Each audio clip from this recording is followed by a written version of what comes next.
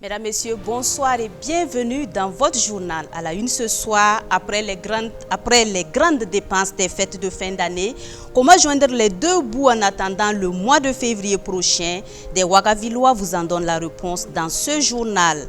Et puis, sur 365 jours, 119 sont non ouvrés au Burkina Faso, ce qui démontre que les Burkinabés se reposent plus que leurs confrères des autres pays. Cette situation convient-elle à un pays en voie de développement? Explication à suivre dans un instant.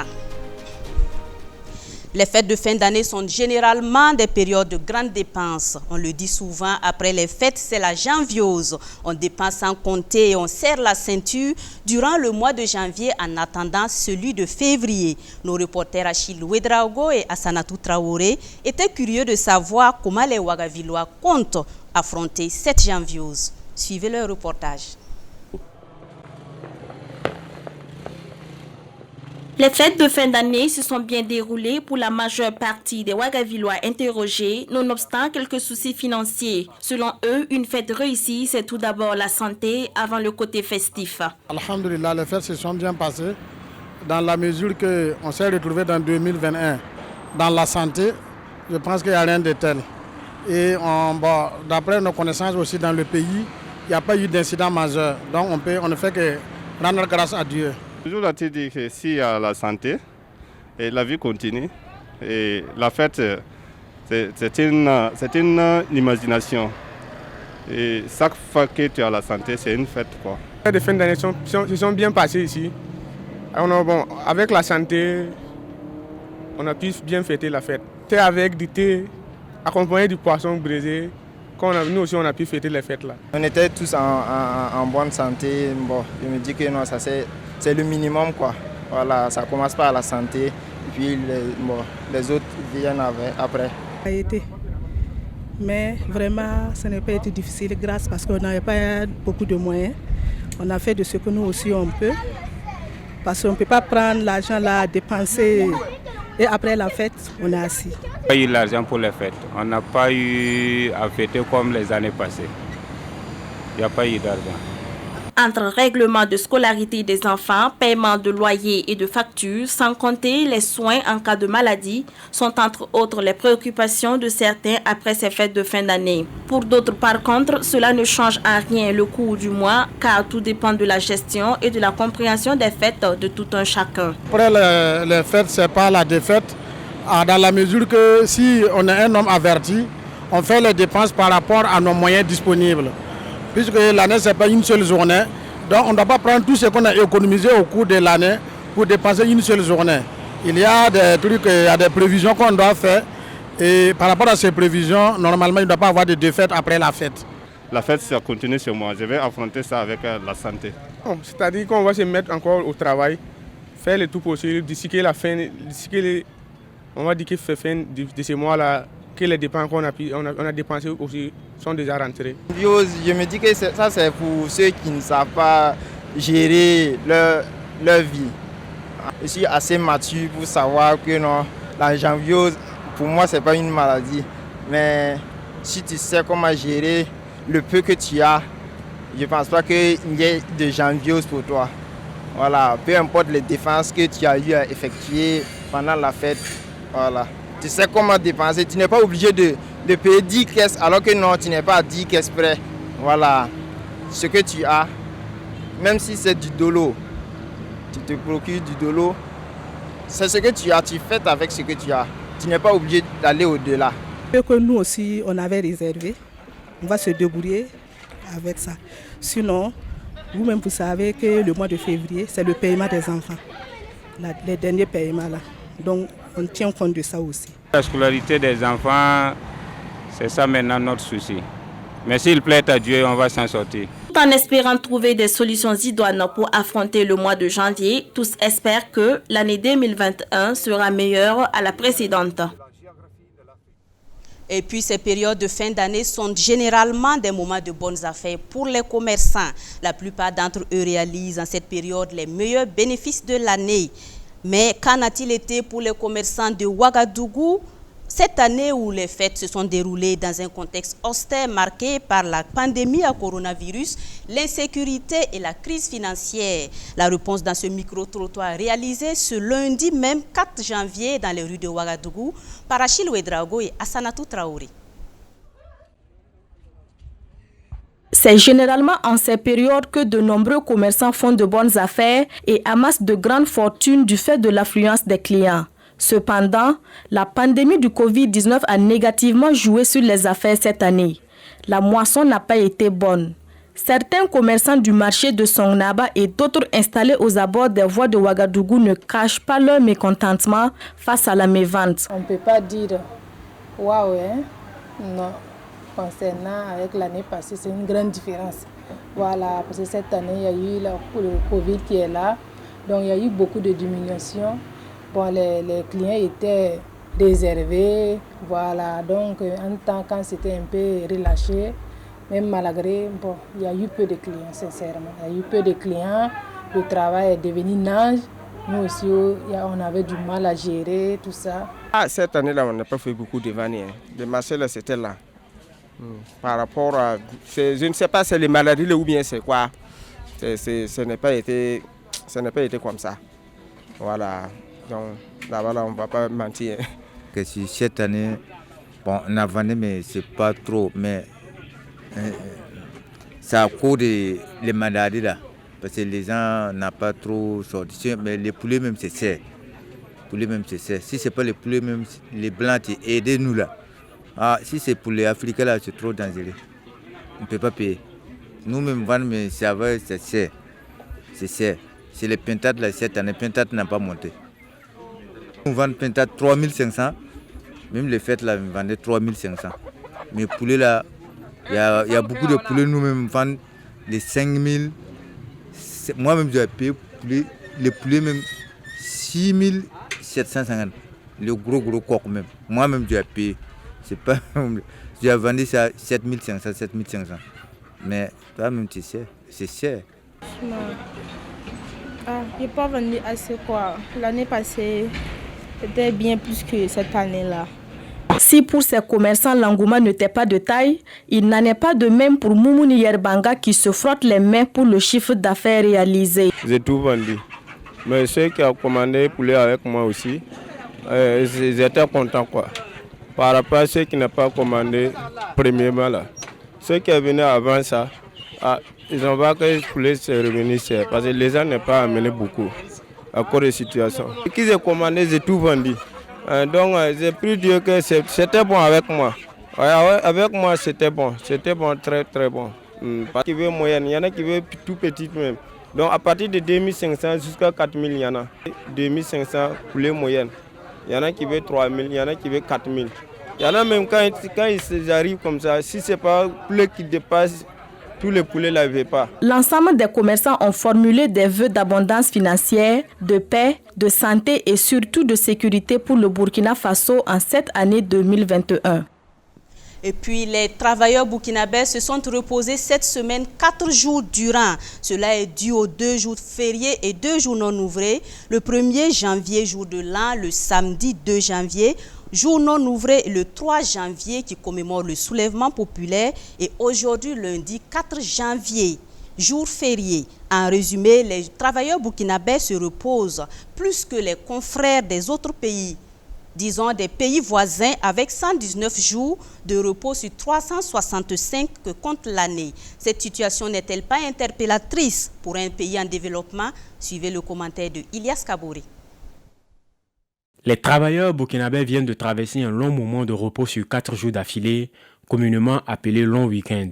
Et cela est dû aux jours légalement chômés que sont le 1er janvier, jour de l'an, et le 3 janvier commémorant l'avènement du soulèvement populaire du 3 janvier 1966 et dont le lendemain lundi était chômé également. 2 jours de férié séparés d'un samedi qui est d'ordinaire jour de repos. Sur toute l'année, le Burkina Faso compte au total 15 jours et dates instituées comme fêtes légales. Et selon l'article 2 de la loi numéro 079-2015-CNT portant institution de fêtes légales et événements à caractère historique au Burkina Faso, les jours et dates de fêtes légales sont obligatoirement chômés et payés sur toute l'étendue du territoire national. À cela s'ajoute le fait que lorsqu'une fête légale tombe sur un dimanche, le lendemain est obligatoirement chômé et payé, toujours selon la même loi. Si on considère les jours non ouvrables, sur toute l'année, nous en comptons au moins 104 et si à cela on ajoute les 15 jours fériés qui sont inéluctables, le pays compte 119 jours chômés et payés sur les 365 que compte l'année. Comparé à ses voisins immédiats, le Burkina Faso bat le record en termes de nombre de jours fériés, chômés et payés. Pour un pays en développement, on peut conclure qu'on se repose beaucoup trop par ici, beaucoup plus qu'en France, pays déjà développé, mère patrie et auprès de qui on a pourtant presque tout copié. Il paraît donc judicieux pour le Burkina Faso de revoir le nombre de jours fériés et même la disposition sur les lendemains de jours fériés qui tombent sur un dimanche. Les regards sont donc tournés vers les 127 nouveaux députés fraîchement installés. Ils devraient, par une rélecture de la loi 079, contribuer à remettre les Burkinabés au travail. Page santé à présent, depuis fin novembre, le Burkina enregistre des centaines de cas de coronavirus. À la période du 23 décembre 2020 au 2 janvier 2021, plus de 1000 personnes ont été contaminées avec 292 cas en une journée. Des centaines de guérisons ont été enregistrées avec malheureusement des cas de décès. Le bilan de cette deuxième vague avec Aimé Sawadogo et Ilyas Kabouri. Le nombre de cas positifs du Covid-19 dépasse généralement la barre des 100 ces derniers jours. À la date du 23 décembre 2020, le Burkina a enregistré 292 nouveaux cas, soit le plus grand nombre de cas positifs détectés en un jour. Le lendemain, 193 cas ont été annoncés par le service d'information du gouvernement. Le 25 décembre dernier, 121 cas ont été détectés. Du 26 au 30 décembre, nous sommes passés à moins de 100 cas, soit 89 cas pour le 26, 68 cas pour le 27. Sauf le 28 décembre a enregistré 125 cas confirmés dans cet intervalle. Le 30 décembre, 76 cas ont été annoncés. Le dernier jour de l'année 2020 a enregistré 121 cas. Au premier jour de l'année 2021, 112 personnes ont été affectées et 111 cas positifs ont été enregistrés le 2 janvier 2021. Ces cas sont repartis dans les grandes villes du Burkina telles que Ouagadougou, la capitale où les premiers cas avaient été détectés le 9 mars 2020, Bobo-Dioulasso, Fada Ngourma, Koudougou, Kaya, Banfora, Dédougou et bien d'autres encore. De plus en plus, des communes urbaines et rurales enregistrent également des cas positifs de coronavirus.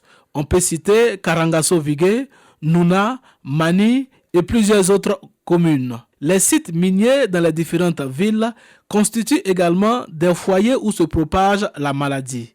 La propagation de la maladie a entraîné plusieurs décès la semaine dernière. Un décès a été enregistré le 26 décembre, 4 le 27 décembre. Le 29 décembre, le Burkina a perdu 2 de ses citoyens dû au Covid-19. Un décès enregistré le 30 décembre 2020 et un autre décès le 1er janvier 2021, portant le nombre total de décès à 86 à la date du 3 janvier 2021. Plusieurs nouvelles guérisons ont été constatées également. Les nombres les plus élevés ont été enregistrés le 25 décembre avec 259 personnes guéries, 200 guérisons le 24 décembre et 186 le 26 du dernier mois de 2020. Au total, le nombre de guérisons s'élève à 5259. On compte à ce jour 1706 cas actifs et 7051 cas confirmés depuis l'apparition de la maladie au Burkina Faso le 9 mars 2020.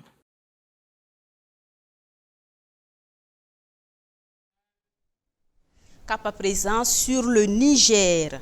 Les Nigériens doivent se rendre aux urnes le 21 février prochain pour le second tour de la présidentielle qui opposera Mohamed Bazoum à Mahaman Ousmane. Ce samedi, jour de proclamation des résultats provisoires du premier tour, 2 villages de l'Ouest nigérien ont été la cible d'une double attaque. Un contexte sanitaire qui préoccupe, un contexte sécuritaire qui préoccupe les 2 candidats pour le second tour.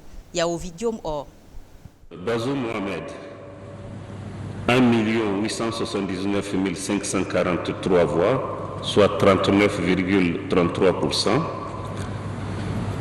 Maman Ousmane, 811 838 voix, soit 16,99%.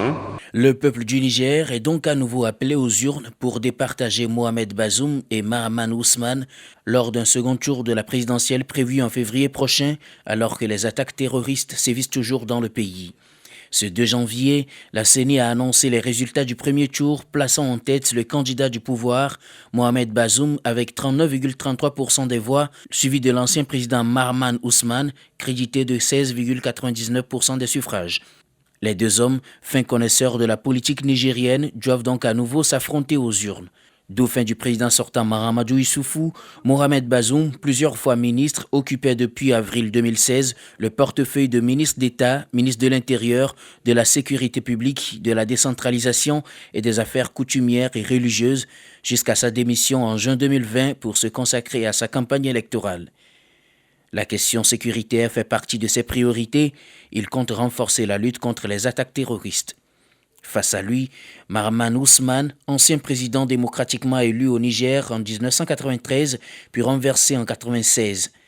Pour lui aussi, la sécurité est une priorité à laquelle il souhaite s'attacher à travers l'éducation. La question de l'éducation, le fait de faire en sorte que nos jeunes, plutôt que d'être désœuvrés et très réceptifs aux sirènes des djihadistes et autres là, soient dans des structures de travail, soit au niveau de l'État, soit au niveau du privé, soit dans les champs, qu'ils soient occupés. Si la question sécuritaire semble faire l'unanimité, le Niger peine tout de même à trouver la meilleure solution, tout comme ses autres voisins du Sahel, fréquemment victimes d'attaques terroristes. Ce samedi, alors que la CENI proclamait les résultats, 2 villages situés dans l'ouest du pays ont connu un triste sort, une double attaque visiblement coordonnée avec un lourd bilan, 100 morts au total et 25 blessés. Situé dans la région du Tillabiré et qui est d'ailleurs sous état d'urgence depuis 2016, les villages de Tchomabangou et Zarouma Daéré font partie de la multitude de localités régulièrement sinistrées par ce genre d'attaque terroriste. Cette dernière attaque est l'une des plus meurtrières, une sorte de défiance des groupes terroristes ou djihadistes à l'autorité sécuritaire du Niger. Quoi qu'il en soit, c'est dans ce contexte d'insécurité que les Nigériens devront se rendre à nouveau aux urnes pour le second tour, espérant que les programmes de campagne au plan sécuritaire ne soient pas de vains mots, mais qu'ils portent leurs fruits. Les populations de ce pays-là. Retour au Burkina Faso, les agents de sécurité privés veulent apporter leur touche dans la lutte contre le terrorisme dans le pays. Ce dimanche 3 janvier, ils ont échangé ici à Ouagadougou sur les solutions qu'ils peuvent apporter pour garantir la sécurité et éradiquer le terrorisme au Burkina. La rencontre est initiée par Pyramide Service, qui est une société de sécurité basée ici à Ouagadougou. Les détails avec Bassirou Sawadogo et Yolande Zumbara. Les sociétés de sécurité privées veulent contribuer à lutter contre l'insécurité et le terrorisme au Burkina Faso. Et pour le premier responsable des Pyramides Service, Jacob Tarpaga, les agents de sécurité communément appelés vigiles peuvent aider les forces de défense et de sécurité à lutter contre le terrorisme. Les agents de sécurité privés peuvent être une solution de plus à l'éradication de l'insécurité et du terrorisme dans notre pays. Ils peuvent être une solution palliative aux rapports distants qu'entretiennent les populations avec certaines forces publiques qui engendrent une crise de confiance.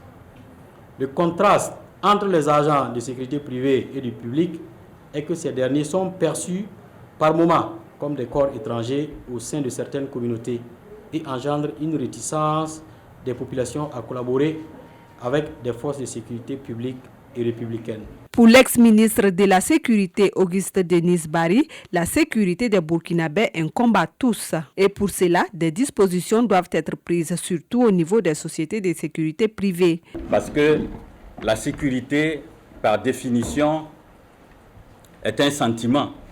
C'est une perception et tout le monde peut avoir un sentiment et avoir une perception. Pour peu qu'on soit humain. Ce qui veut dire que le paysan qui est à Falangoutou, le cultivateur qui est du côté de Banfora, un autre à l'est, etc., peuvent avoir également leur perception sur la sécurité.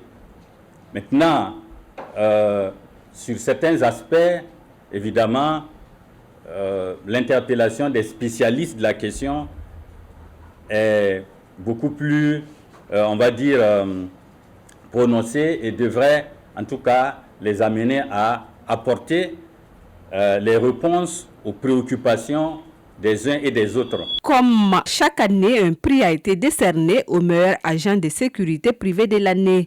En rappel, le 17 et 18 décembre 2020, une soixantaine de vigiles ont été formés dans le cadre de la lutte contre l'insécurité et l'éradication du terrorisme.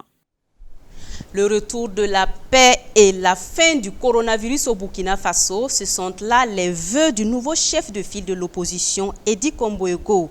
Ce dimanche 3 janvier, à Samba, son village natal situé dans le Passoré, Edi Komboego a présenté ses vœux de nouvel an à ses parents et au Burkinabé. Bassirou Sawadgo, Mamadou Souari.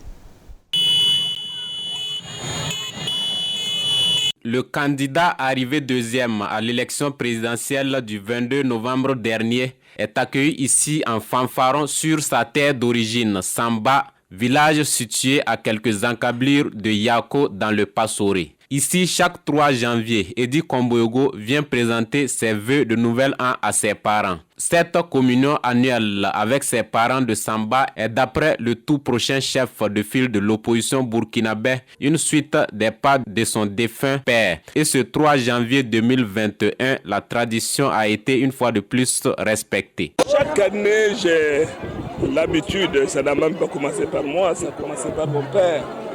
Le 3 janvier, de venir célébrer la nouvelle année avec les populations de Samba. Nous avons réitéré notre engagement cette année. Vous avez vu qu'il y a une grande mobilisation. Des représentants de tous les villages, les 3 cantons que compte la commune. Nous avons le canton de Samba, le canton de Rakwala, le canton de Batono, où moi-même je suis originaire. C'est toujours avec beaucoup d'émotion que l'on célèbre cette fête-là. On s'encourage, nous prions Dieu Tout-Puissant pour que l'année qui vient, cette année, soit meilleure à l'année dernière.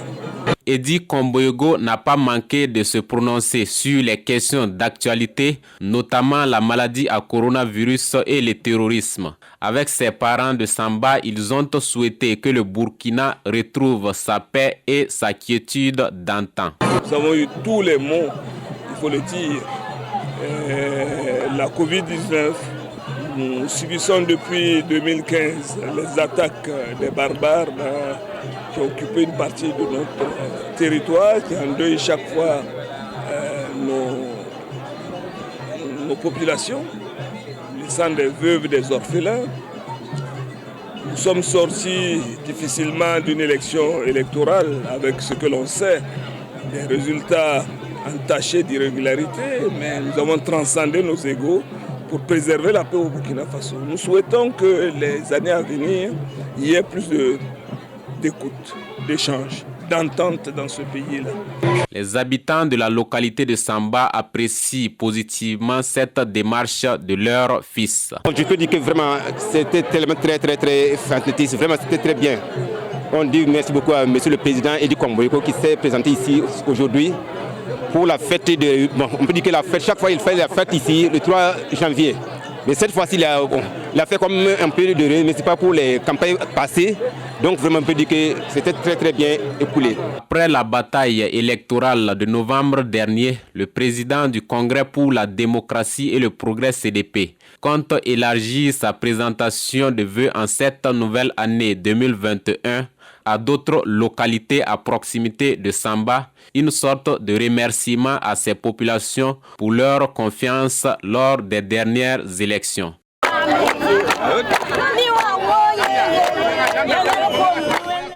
Et puis le vœu des enseignants et des élèves de l'école primaire du village de Léguéma exaucé. Situé à 10 km de Bobo-Dioulasso, les élèves et les enseignants de cette école travaillaient dans des conditions difficiles avec des effectifs pléthoriques de plus de 150 élèves par classe. Pour la rentrée du deuxième trimestre, les élèves vont désormais prendre les cours dans de meilleures conditions. Et c'est grâce à l'Association pour le bien-être de l'enfance en difficulté, ABED International, qui offre 3 nouvelles classes à cette école. Abdoulaye Ouattara depuis Bobo-Dioulasso. Tout est parti du constat que dans certaines classes à l'école primaire de Léguéma, les enseignants travaillaient dans des conditions difficiles avec des classes de 150 voire 160 élèves. ABED International a entendu le cri de cœur des habitants du village, mais aussi des acteurs. L'Association pour le bien-être de l'enfance en difficulté ABED a donc décidé de construire 3 classes supplémentaires. En moins de 7 mois, l'infrastructure est disponible. Il y a 6 mois ou 7 mois, M. Zomrana nous envoyait une demande avec des effectifs pléthoriques, des effectifs de 156, 166 élèves par classe. Et alors, on ne peut pas imaginer que des enseignants puissent travailler dans ces conditions. Donc, ça nous a beaucoup touchés et nous avons vu les alternatives, nous avons vu des mesures avec des possibilités d'enseigner sur le hangar. Et là, nous avons dit que nous allons travailler à faire quelque chose quand même pour accompagner la politique de l'État en matière d'éducation, l'éducation de qualité pour tous. Ça, c'était fait que nous avons travaillé à diligenter les choses auprès de nos partenaires sur place. Et voilà, Dieu merci, nous disons toujours, ça ne dépend pas de nous, nous rédigeons, nous traduisons, nous tapons à la porte et voilà, Dieu merci. Donc ça a donné et nous sommes fiers que les élèves, que nos enfants vont profiter de ce joyau. Cette infrastructure va renforcer le système éducatif à Léguéma et va ainsi contribuer au développement de ce village. C'est encore une fois notre joie que nous exprimons parce que véritablement c'est le développement des Léguéma qui est en marche comme ça, sous l'impulsion du maire inconnu, fils aussi de la localité, avec tous ceux qui l'accompagnent. La commune de Bobo-Dioulasso, le premier bénéficiaire de ce joyau, salue les efforts qui ont abouti à la construction de ce bâtiment.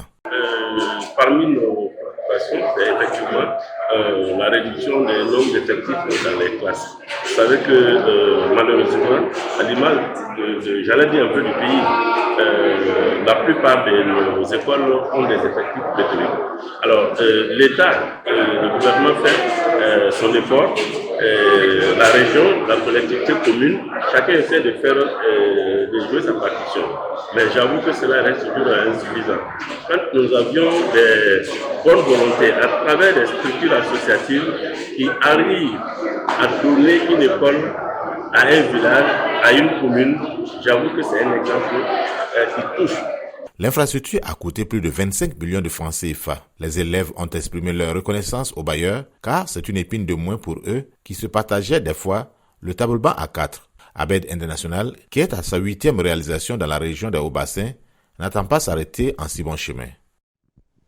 Page Sport, pour refermer cette édition, les étalons cadets joueront leur premier match de poule de tournoi qualification UFOA Zone B le mardi 5 janvier face aux écureuils du Bénin. Les étalons cadets ont comme objectif de se qualifier pour la finale de ce tournoi afin de décrocher leur ticket pour la CAN cadette 10 ans après leur dernière participation. Commentaire Jerry Devkodo.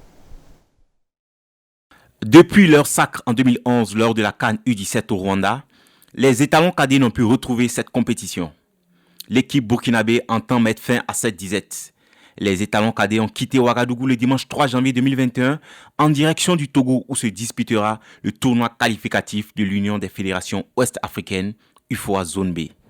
Les étalons cadets se déplacent avec pour objectif de disputer la finale du tournoi.